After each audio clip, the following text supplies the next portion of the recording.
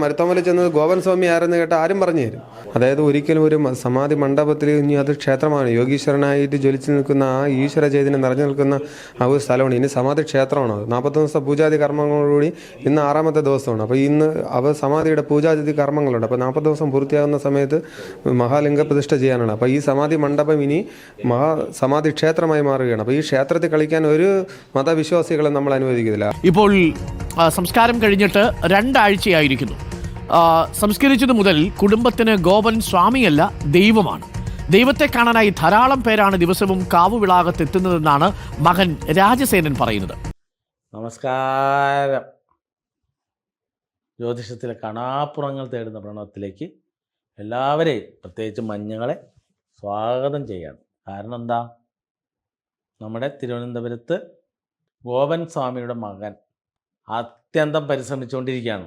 2 video clip കൂടി ഞാൻ അതിനകത്ത് വയ്ക്കേണ്ട കേട്ടോ. ചാനലുകാരെയാണ്, ഒന്ന് കണ്ടു നോക്കുക, കേട്ട് നോക്കുക. അവിടെ ഹൈന്ദവ സംഘടനകൾ വന്ന് സമാധി എത്തിയ ഗോപൻ സ്വാമിയെ മാന്തിയെടുത്ത് ഗവൺമെൻറ് ഇടപെടൽ മൂലം പോസ്റ്റ്മോർട്ടം നടത്തി വീണ്ടും കൊണ്ടുവന്ന് വലിയ സമാധി എത്തി. മുമ്പ് ചെറിയ സമാധിയായിരുന്നു, ഇപ്പോൾ വലിയ സമാധി എത്തി. അവിടെ ക്ഷേത്രപൂജ കഴിയുമ്പോൾ മകൻ വന്ന് അച്ഛൻ ദൈവത്തിനെ പൂജിക്കുകയാണ്. ഒന്ന് ആലോചിച്ച് നോക്കിയേ. കണ്ടാ, മണിയൻ, ചുമട്ടുകാരനായിരുന്ന മണിയൻ മാറി. പിന്നീട് അദ്ദേഹം മരുത്താമലയിൽ പോയി തപസ്സിരുന്നു എന്ന് പറയുന്നത്. ഈ മരുത്താമലയുടെ പ്രത്യേകത വല്ലതും മനസ്സിലായോ? നമ്മുടെ ക്യാമറാമാൻ പയ്യനെ, അവനും ചിരിയോട് ചിരിയാ. അവൻ്റെ വെല്ലിച്ചൻ, ഞാൻ മുമ്പൊക്കെ പറഞ്ഞുകൊണ്ടിരുന്നത് ഈ മഞ്ഞക്കിളികളൊക്കെ ഞാൻ വെല്ലിച്ചെന്ന് പറയുന്നത് നാരായണ ഗുരുവിനെ. അപ്പോൾ ഞാൻ ഇങ്ങനെയൊന്ന് പറയുന്ന സമയത്ത് ഇവൻ പറഞ്ഞത് ഇവൻ്റെ വെല്ലിച്ചൻ എന്ന് പറഞ്ഞാൽ മഞ്ഞച്ചനല്ല കേട്ടോ, ഇവൻ്റെ അച്ഛൻ്റെ ചേട്ടൻ. ആളെല്ലാ വർഷവും മരുത്താമലയ്ക്ക് പോകും. മരുത്താമലയിൽ ചെന്ന് പുള്ളിക്ക് അവിടെ ഒന്ന് കയറിയാണ്ട് കഴിയുമ്പോഴില്ല എന്തൊക്കെയോ കിളി പറന്നു എന്ന് പറഞ്ഞിട്ട്. അപ്പോൾ ഇവനോട് പറഞ്ഞൊരു കാര്യമാണ്, ഒരു പ്രാവശ്യം മരുത്താമലയുടെ താഴെ ചെന്ന് മുകളിലേക്ക് നോക്കിയപ്പോൾ ആൾക്ക് വയ്യ, കയറാൻ പറ്റില്ല എന്ന് പറഞ്ഞു. പിന്നെ ആൾ അവിടെ നിന്ന് കണ്ണടച്ച് അങ്ങോട്ട് പ്രാർത്ഥിച്ചു, എൻ്റെ മഞ്ഞച്ചാ ആ തീട്ടക്കുറി ഒന്ന് വരച്ചിട്ട് നോമിനെ അങ്ങോട്ട് എടുക്കാൻ പറയല്ല.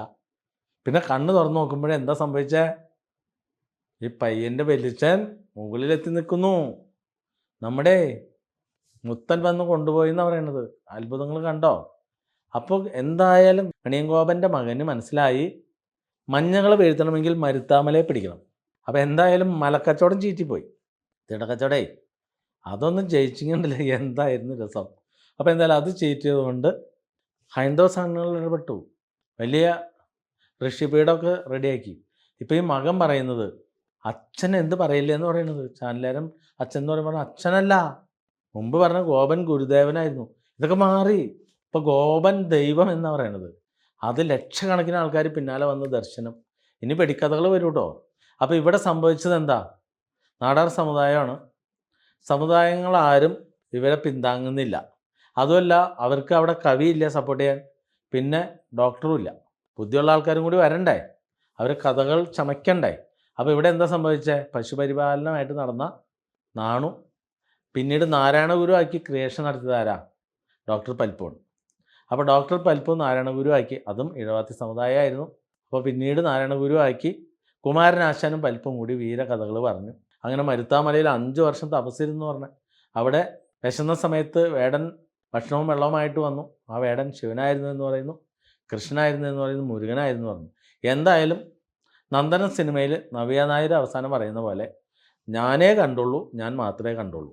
ഇത് പൊതുസമൂഹത്തിനോട് പറഞ്ഞതാരാ, നമ്മുടെ നാരായണഗുരു തന്നെയല്ലേ പറഞ്ഞത്. അന്ന് നാരായണഗുരു ആയിട്ടില്ല, അന്ന് നാണുമായിരുന്നു. അപ്പോൾ നിങ്ങളൊന്ന് ആലോചിച്ചേക്കേ. അപ്പോൾ പിന്നീട് ഇതങ്ങ് വ്യാപിപ്പിച്ചു.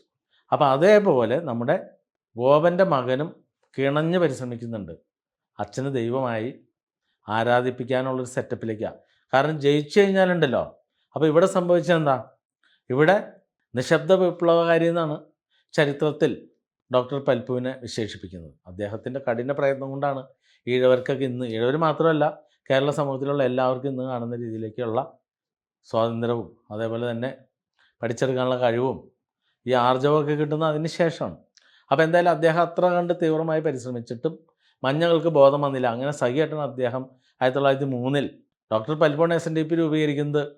അതും രൂപീകരിക്കുന്നത് എങ്ങനെയാണ്, Narayana Guru president, Kumaranasan secretary, Palpu vice president.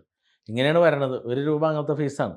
അതിന് വേറെ ആൾ 100 രൂപ കണക്ക് വെറുതെ പറഞ്ഞാണ്. അന്നത്തെ 1 രൂപയ്ക്ക് 2.25 അണക്കി കൗമുദി പത്രം ഇരിക്കുന്ന 10.25 ഏക്കർ ഭൂമി ഡോക്ടർ പൽപ്പ് വാങ്ങിയെന്ന് പറയുന്നത്. അപ്പോൾ അത്രയും വലിയ പൈസയാണ്, 1 രൂപ വെച്ചാണ് എന്തായാലും നാരായണഗുരു വാങ്ങിയെടുത്തത്. അപ്പോൾ പിന്നീട് ക്ഷേത്രം അവിടെ അടക്കം നിർമ്മിച്ചു പറഞ്ഞത് എല്ലാ നാട്ടുകാരുടെ പൈസ അല്ലേ.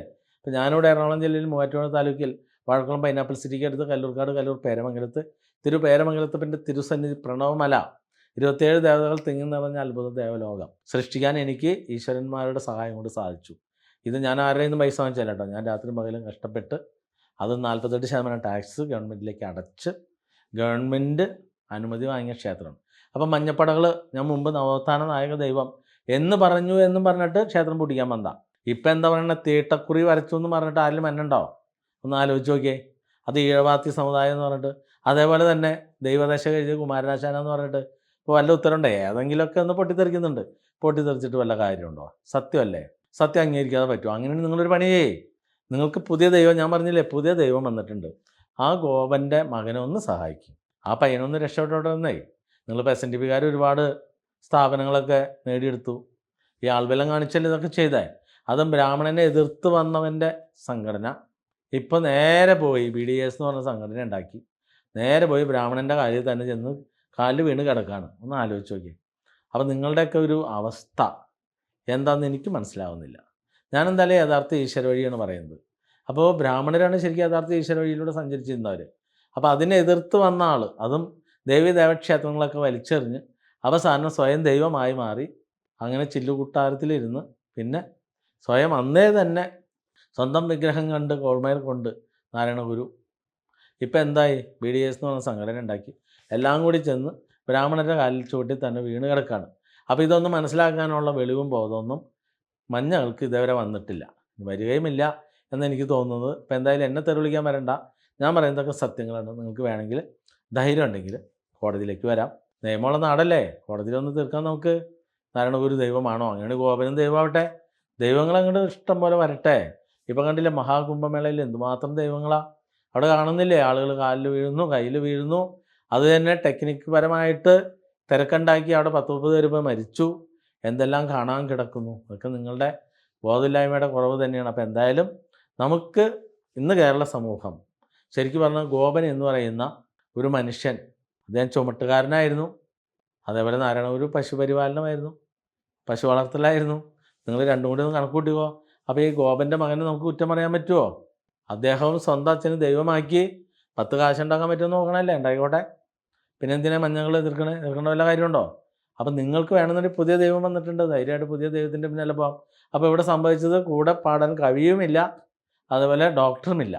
നിങ്ങൾ ആരെങ്കിലും ഒന്ന് ഹെൽപ്പ് ചെയ്യുകയാണെങ്കിൽ വളരെ നല്ല കാര്യം കേട്ടോ. അപ്പോൾ അതുകൊണ്ട് ഇതൊന്നും കണ്ട് എൻ്റെ അടുത്ത് ചൊറിയാൻ വരണ്ട.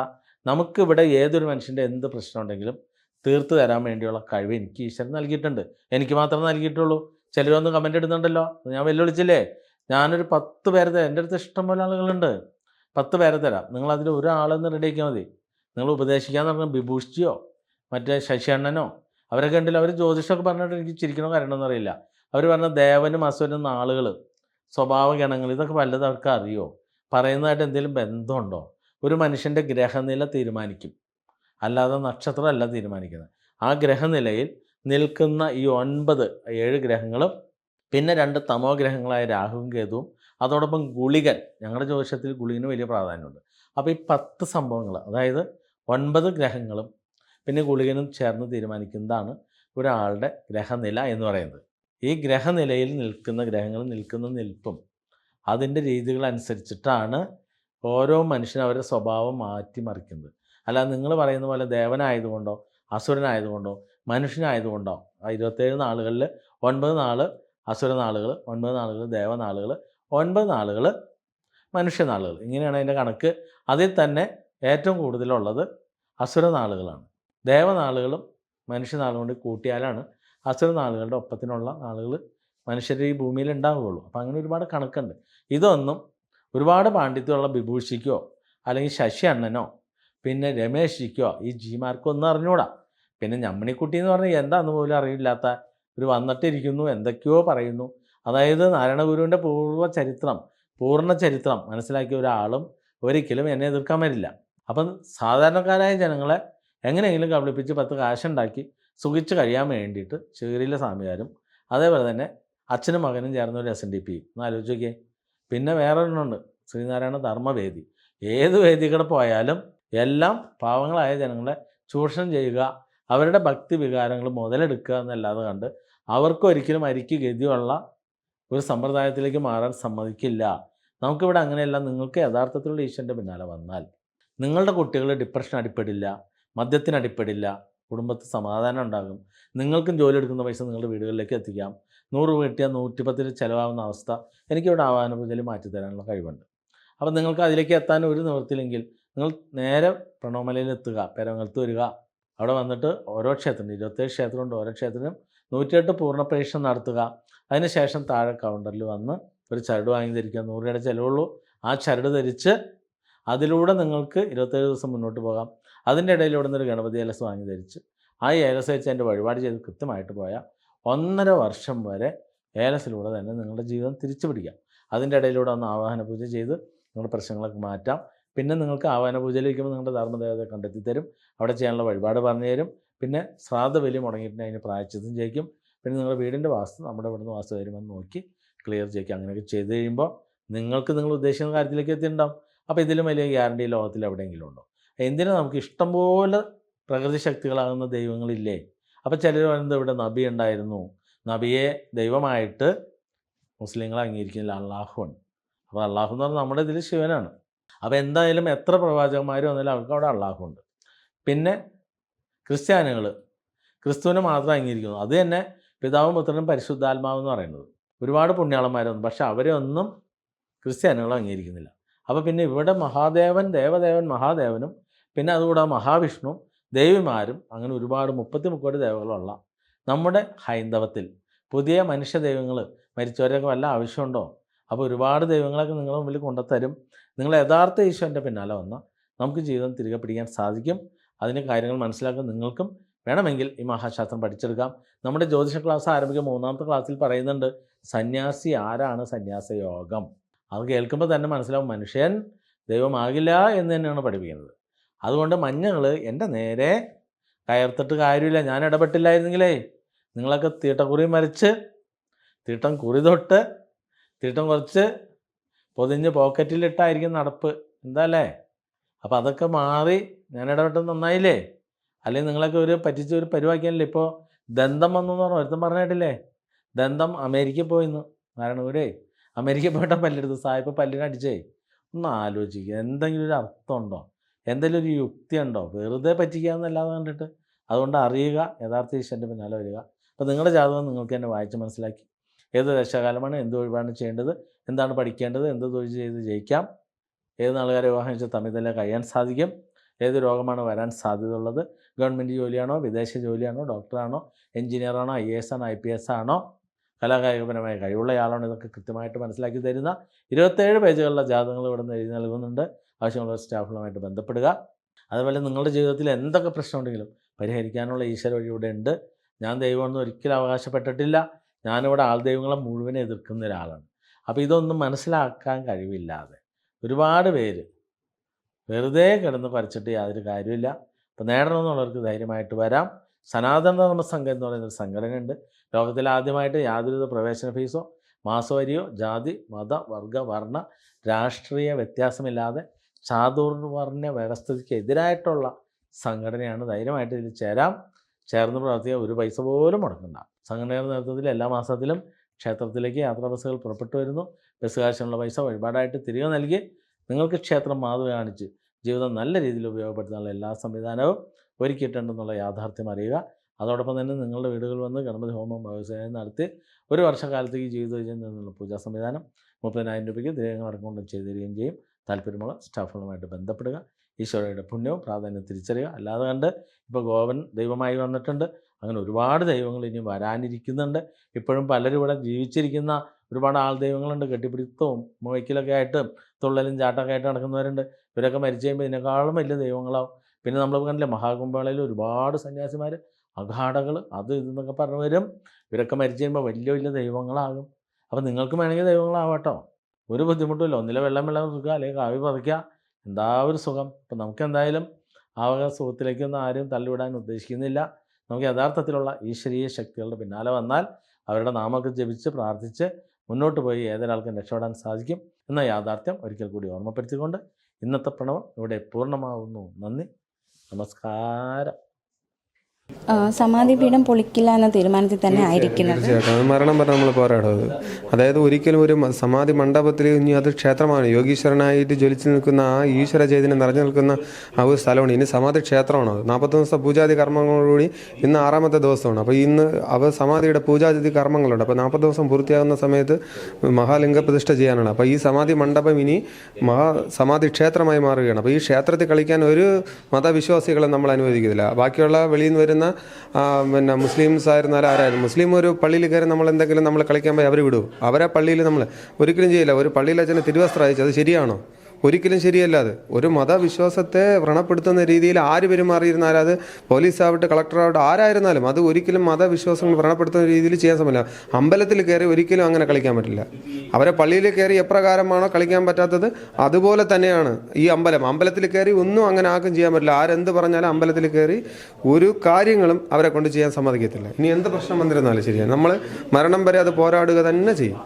ശരിക്കും സമാധി പൂജ എത്ര ദിവസം നീണ്ടു നിൽക്കുന്ന ഒരു ആചാരമാണ്? എന്താണ് അതിൻ്റെ ഒരു സ്റ്റെപ്പ് ബൈ സ്റ്റെപ്പായി എന്ന് പറഞ്ഞുതരാൻ പറ്റുമോ? സ്റ്റെപ്പ് എന്ന് പറഞ്ഞാൽ നമ്മുടെ ക്ഷേത്രത്തിലെ സമാധി സമയം മുതൽ ഉള്ള ദിവസമാണ് കുറിക്കുന്നത്. അതായത് അന്ന് പിന്നെ സ്വർഗവാതിൽ ഏകാദശിയായിരുന്നു.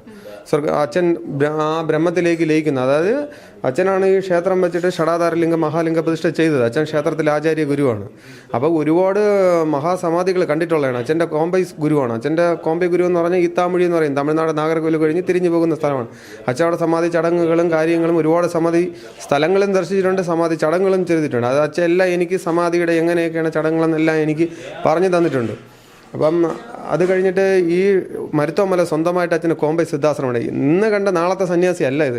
16 വയസ്സ് മുതൽ അച്ഛൻ സന്യാസി യോഗത്തിലേക്ക് പോയ ആളാണ്. അപ്പം സ്വന്തമായിട്ട് അമ്മ മരുത്തോമലയിൽ സമാധി പിന്നെ കോമ്പൈ സിദ്ധാശ്രമമുണ്ട് അവിടെ. അച്ഛന് സ്വന്തമായിട്ട് അത് ആശ്രമം ഇപ്പോൾ അയ്യാവേണ്ട സിദ്ധാശ്രമത്തിന് ധ്യാനത്തിന് കൊടുത്തിട്ടുണ്ട്. അവർക്ക് എല്ലാവർക്കും അറിയാം മരുത്തോമല ചെന്നത് ഗോപൻ സ്വാമി ആരെന്ന് കേട്ട് ആരും പറഞ്ഞു തരും. എല്ലാവർക്കും അറിയാം. അവിടുത്തെ എല്ലാ ആശ്രമവാസികൾക്കും അവർക്കറിയാം. അച്ഛൻ അറിയാത്ത അവിടെ ആരുമില്ല. അപ്പം അച്ഛൻ പിന്നെ അങ്ങനെ ഈ പ്രതിഷ്ഠകൾ കഴിഞ്ഞ് അച്ഛൻ അങ്ങനെ സമാധിയുടെ ലക്ഷണത്തിൽ പോയി ആ പറഞ്ഞ സമയത്ത് ചെന്ന് സമാധിയായി. അത് കഴിഞ്ഞിട്ടുള്ള പൂജാതി കർമ്മങ്ങൾ അന്ന് മുതൽ നടക്കുകയാണ്. അപ്പോൾ അന്ന് മുതൽ അച്ഛൻ്റെ ആ വ്യാഴാഴ്ച ദിവസം അന്ന് മുതൽ തുടങ്ങി ഈ ബ്രാഹ്മ മുഹൂർത്തമായി തീരുന്ന ദിവസം മുതലുള്ള സമാധി 41 ദിവസം എന്നാണ് പൂർത്തിയാക്കുന്നത്. അന്ന് ഈ സമാധിയുടെ പൂജാതി കർമ്മങ്ങളെല്ലാം ഈ സമാധി ഇരുത്തുന്നുള്ള പൂജാതി കർമ്മങ്ങൾ കഴിഞ്ഞു. അല്ലാതെ ബാക്കി ഇനി അടുത്ത് വരുന്ന ലിംഗപ്രതിഷ്ഠ ചടങ്ങുകളൊക്കെ ഒരുപാടുണ്ട് ഇതിനകത്ത്. അത് ആചാര അനുഷ്ഠാനങ്ങളും താന്ത്രിക വിധി പ്രകാരമുള്ള എല്ലാ പൂജാതി കർമ്മങ്ങളും ചെയ്ത് ലിംഗപ്രതിഷ്ഠ ചെയ്യും. ആ ലിംഗപ്രതിഷ്ഠ എന്നാണ്? അത് 41 ദിവസം പൂജാതി കർമ്മങ്ങൾ ചെയ്ത് നവക പഞ്ചഗവ്യ കലശ പൂജ എല്ലാം കഴിച്ച് അതിൻ്റെ ശുദ്ധി കർമ്മങ്ങളും എല്ലാം ചെയ്ത് പിന്നെ അത് ചെയ്യുന്നതായിരിക്കും. അപ്പോൾ ഈ പരാതിപ്പെട്ട ഒരു നാട്ടുകാരനുണ്ട്, അപ്പോൾ ആളെ തിരിച്ചറിഞ്ഞിരുന്നു. അപ്പോൾ ആൾക്ക് എന്തെങ്കിലും പരാതിപ്പെട്ട നാട്ടുകാരനെന്ന് പറഞ്ഞാൽ ശുദ്ധ ഒരു തെമ്മാടിയാണ് അവൻ. തെമ്മാടി എന്ന് പറഞ്ഞാൽ നാട്ടിൽ അന്വേഷിച്ച് അറിയാൻ തന്നെ അവനെക്കുറിച്ച് അന്വേഷണം എന്ന് പറഞ്ഞാൽ സ്ത്രീലമ്പടനാണ് അവൻ. പന്നെയാണ് അവൻ. ഈ നാട്ടിൽ തന്നെ ചെന്ന് ആട്ടോമൊബൈൽ കേരള ഈ പെട്രോൾ പമ്പിൻ്റെ മുമ്പിലുള്ള ഒരു വീടുമായിട്ട് ബന്ധപ്പെട്ട് അവൻ അത്ര അതിശയവുമായിട്ടൊരു ഈ സ്ത്രീലമ്പടനാണ് പ്രവർത്തിച്ചിട്ടുണ്ട്. അത് നാട്ടുകാരുടെ അടുത്ത് ചോദിച്ചാൽ കൃത്യമായിട്ടും അയാളെക്കുറിച്ച് പറഞ്ഞു തരും. അയാളുടെ ഫുൾ ഡീറ്റെയിൽ പറഞ്ഞു തരും. അത്ര പന്നെയാണ്. ആ കുടുംബം തന്നെ ഒരു നാറി കുടുംബമാണ്. അത് ആ ഒരു എന്ത് പറയാം, എനിക്ക് പറയാൻ പറ്റൂല. ഞാൻ ക്ഷേത്രപൂജാരിയാണ്, ആ രീതിയിൽ എനിക്ക് സംസാരിക്കാൻ പറ്റില്ല. പക്ഷേ എങ്കിലും അവനെക്കുറിച്ച് അത്രയ്ക്ക് അവൻ ഒരു പരാതി തന്നെന്ന് പറഞ്ഞു. അവനെക്കുറിച്ച് നമുക്കും പരാതികൾ ഒരുപാടുണ്ട്, തിരിച്ചു കൊടുക്കും. അവനെതിരെ നമ്മൾ പരാതി ചെയ്യും. അതിലൊരു മാറ്റമില്ല. ആ വ്യക്തിക്ക് നിങ്ങളോട് എന്തെങ്കിലും ആ വ്യക്തിപരമായിട്ടുള്ള വൈരാഗ്യമുണ്ട്. അത് ഈ ക്ഷേത്ര നടവര പുള്ളിയുടെ വീട് തൊട്ട് വരെയാണ്. ക്ഷേത്ര നടവര അമ്പലം വന്നപ്പോൾ ഇതിനെ പണ്ട് മതിലില്ലായിരുന്നു, ഇവിടെ നാലമ്പലത്തിൻ്റെ മതിലില്ലായിരുന്നു. അപ്പോൾ ഇവിടെ കൂടെ അവന് റോഡ് ചെയ്ത് കൊടുക്കാത്തതിൻ്റെ വൈരാഗ്യമാണ് അവൻ ഇപ്പോൾ കാണിച്ചുകൊണ്ടിരിക്കുന്നത്. അവൻ്റെ കുടുംബവും അവൻ്റെ മക്കളടക്കമുള്ള കുടുംബം അവന്മാർ കളിയാക്കുക, ആഭാസം പറയുക, ചുമ്മാ അങ്ങോട്ട് പോകുമ്പോൾ അവന് ചീത്ത വിളിക്കുക, ചുമ്മാ വായിൽ തോന്നണ ചീത്തയൊക്കെ അവന് വിളിക്കുക. അങ്ങനെയൊക്കെ ഉള്ള ഒരു ആഭാസ്യപരമായിട്ട് ഒരു എന്ത് പറയാം, ഒരു തെമ്മാടി എന്താണോ ചെയ്യുന്നത് അത് തന്നെയാണ് അവൻ ചെയ്യുന്നത്. മനസ്സിലായില്ല? അങ്ങനെയുള്ള ഒരു പരാതി കൊണ്ടു കൊടുക്കാന്ന് പറഞ്ഞാൽ. അപ്പോൾ ഈ ഭരണകൂടം നിങ്ങൾക്കെതിരായിട്ടൊരു വിധി പുറപ്പെടുവിക്കുകയാണെങ്കിൽ എന്തായിരിക്കും നിങ്ങളുടെ മുന്നോട്ടുള്ള മറ്റു നീക്കങ്ങൾ? ഭരണഘടന അങ്ങനെ എന്ത് എന്നാലും ശരി തന്നെ, അത് മരണം വരെ അത് ഒരിക്കലും എൻ്റെ മൃത്യു സംഭവിച്ചിട്ടേ ഇതൊക്കെ ചെയ്യാൻ പറ്റുള്ളൂ. എനിക്ക് മനസ്സിലായില്ല. അങ്ങനെ ഒരിക്കലും അത് ചെയ്യാൻ പറ്റില്ല. എന്ന് പറഞ്ഞാൽ ആ സമയത്ത് പ്രാണാഹുതി ചെയ്യേണ്ടി വന്നിരുന്ന ശരി തൊടാൻ സമ്മതിക്കത്തില്ല. അമ്പലത്തിൽ കയറി കളിക്കാൻ ആരെക്കൊണ്ട് തൊടാൻ പറ്റത്തില്ല. അവർ അമ്പലം വെച്ചിരിക്കുന്ന പറഞ്ഞാൽ ഹിന്ദു ആചാരങ്ങളാണ്. അപ്പോൾ ഭാരതീയ സാംസ്കാരികപരമായിട്ടും മതപരമായിട്ടും ആചാരങ്ങളും അനുഷ്ഠാനങ്ങളും പൂജാതികരണങ്ങളും എല്ലാം ഉള്ളത് അമ്പലമാണത്. അപ്പോൾ ഹിന്ദുവിൻ്റെ അടുത്ത് കയറി കളിക്കാൻ അങ്ങനെ സമ്മതിക്കുമോ നമ്മൾ? ഒരിക്കലും സമ്മതിക്കത്തില്ല. അത് ഒരിക്കലും അങ്ങനെ ഒരു പള്ളിയിൽ കയറിയിട്ട് അവിടെ ഇപ്പോൾ തക്കാപ്പള്ളിയിൽ ഇരിക്കണം, പിന്നെ അവിടെ ചെന്ന് സമാധി അവിടെ ഇരിക്കുന്ന ഇതുണ്ട്, കബറുണ്ട്, അവരെ കുത്തിപ്പൊളിച്ച് നാളെ ഞാൻ പറയണ ചെന്ന് നിങ്ങളൊന്ന് കുത്തിപ്പൊളിച്ച് എനിക്ക് നോക്കണമെന്ന് പറഞ്ഞ് ഞാൻ പരാതി എഴുതി കൊടുത്താൽ അവർ സമ്മതിക്കുമോ? ഈ തക്കാപ്പള്ളിയിൽ സമ്മതിക്കുമോ പലരും? അവരെന്ത് ചെയ്യും? അതുപോലെ എൻ്റെ സമാധി ചടങ്ങ് പിന്നെ വച്ചിരിക്കുന്നിടത്ത് കുത്തിപ്പൊളിച്ച് നോക്കണമെന്ന് പറഞ്ഞാൽ അത് ഞാൻ സമ്മതിക്കുമോ? ഒരിക്കലും നടക്കത്തില്ല. അവരെന്തൊരു അടിസ്ഥാനത്തിലാണ് കളക്ടർ ഇങ്ങനെ ഓർഡർ ആവശ്യമില്ലാതെ ഇടുന്നത്, അല്ലെങ്കിൽ പോലീസ് അത് നടക്കാത്ത കാര്യം. പിന്നെ നാട്ടുകാർ ഉന്നയിക്കുന്ന മറ്റൊരു ആവശ്യം, ഗോപൻ സ്വാമിക്ക് എന്ത് സംഭവിച്ചു ഞങ്ങൾക്ക് അറിയണമെന്ന് നാട്ടുകാർ അവർക്ക് അറിയണ കാര്യമാണ് പറഞ്ഞ സമാധിയായെന്ന്. എന്ത് സംഭവിച്ചെന്ന് അത് തന്നെ മലയാളത്തിൽ പറഞ്ഞ സമാധിയായെന്ന്. അവർക്ക് മലയാളത്തിൽ പറഞ്ഞാൽ മനസ്സിലായില്ലെങ്കിൽ പിന്നെ അത് മലയാളത്തിൽ പറഞ്ഞാൽ മനസ്സിലായെങ്കിൽ ബാക്കി ഒരുപാട് 18 ഭാഷകളുണ്ട്, ഒരുപാടുണ്ട്, ഭാഷകളൊക്കെ ഇഷ്ടം പോലെ ഉണ്ട്. അതായത് മനസ്സിലാക്കണം, അവർ പറഞ്ഞിട്ട് അവർക്ക് മനസ്സിലായെങ്കിൽ അവർക്ക് അത്ര ബോധങ്ങളില്ല. അതായത് എന്താണ് സമാധി പോലും നാട്ടുകാർക്ക് അറിഞ്ഞൂടെന്ന് പറഞ്ഞ് ക്ഷേത്രം എന്തെന്നറിയാമോ ചോദിച്ചു കഴിഞ്ഞാൽ അവർക്ക് അറിയില്ല. ക്ഷയത്തിൽ നിന്നും ദുഃഖത്തിൽ നിന്നും വിനാശത്തിൽ നിന്നും ത്രാണനം ചെയ്യുന്നതാണ് ക്ഷേത്രം, ത്രമാണ്. അതായത് ഇത്രയുണ്ട്. ഒരു ക്ഷേത്രം എന്തെന്ന് അറിഞ്ഞൂടാത്തവരെ എങ്ങനെ സമാധിയെക്കുറിച്ച് അറിയും? സമാധി എന്ന് പറഞ്ഞാൽ ഈശ്വരനിൽ ലയിക്കുന്ന അവസ്ഥയാണ് സമാധി. അതുപോലെ അവർക്ക് അറിയത്തില്ലെന്ന് പറഞ്ഞാൽ എന്ത് ചെയ്യാൻ പറ്റും? അവർ ഹിന്ദു വിശ്വാസികളെന്ന് കുറേ പേര് പറയുന്നുണ്ട്. പക്ഷേ ഹിന്ദു തലമുറയ്ക്ക് ഇനി പറഞ്ഞു കൊടുക്കാൻ ഒരാളില്ല. ഒരു സന്യാസിക്ക് സമാധി ആവണ്ടേ? ഒരു സന്യാസി ഉണ്ടായ അയാൾക്ക് സമാധി ആവണ്ടേ? അയാളെ സമാധി എല്ലാവർക്കും കാണിച്ചു കൊടുത്തുകൊണ്ടിരിക്കാൻ പറ്റും? അങ്ങനെയൊന്നും കാണിക്കാൻ പറ്റില്ല. സമാധി എന്ന് പറഞ്ഞാൽ ഈശ്വരനെ ലയിക്കുന്ന സമയത്ത് നമ്മൾ തന്നെ ഷടാധാര ലിംഗപ്രതിഷ്ഠ ചെയ്യുന്നു. ലിംഗപ്രതിഷ്ഠ ചെയ്യുന്ന സമയത്ത് ക്ഷേത്രതന്ത്രിയും ക്ഷേത്ര മേൽശാന്തി മാത്രമേ ആ ശ്രീകോവിലിനുള്ളിൽ കാണാൻ പാടുള്ളൂ. ഗർഭഗൃഹത്തിൻ്റെ ശ്രീകോവിലിനുള്ളിൽ കാണാൻ പാടുള്ളൂ.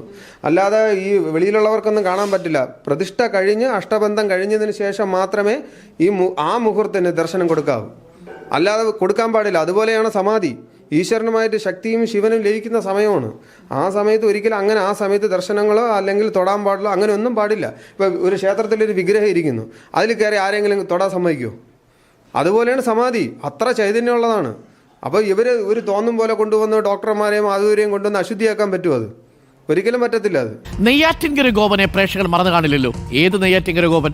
മോഹൻലാൽ അഭിനയിച്ച സിനിമയിലെ നെയ്യാറ്റിൻകര ഗോപനല്ല. സമാധിയും സംസ്കാരവും ഒക്കെ വലിയ വാർത്തയായി നെയ്യാറ്റിൻകര ഗോപൻ. ഇപ്പോൾ സംസ്കാരം കഴിഞ്ഞിട്ട് 2 ആഴ്ചയായിരിക്കുന്നു. സംസ്കരിച്ചതു മുതൽ കുടുംബത്തിന് ഗോപൻ സ്വാമിയല്ല, ദൈവമാണ്. ദൈവത്തെ കാണാനായി ധാരാളം പേരാണ് ദിവസവും കാവുവിളാകത്തെത്തുന്നതെന്നാണ് മകൻ രാജസേനൻ പറയുന്നത്. ഞങ്ങളൊന്ന് അന്വേഷിച്ചു. റിപ്പോർട്ടറിന്റെ വാർത്താ സംഘം അവിടെ എത്തിയപ്പോൾ സന്ദർശകരായി ഒരു കുഞ്ഞിനെയും കാണാൻ കഴിഞ്ഞില്ല എന്നതാണ് യാഥാർത്ഥ്യം. അരുൺ സോളമൻ തയ്യാറാക്കിയ റിപ്പോർട്ടൊന്ന് കണ്ടിട്ട് വരാം.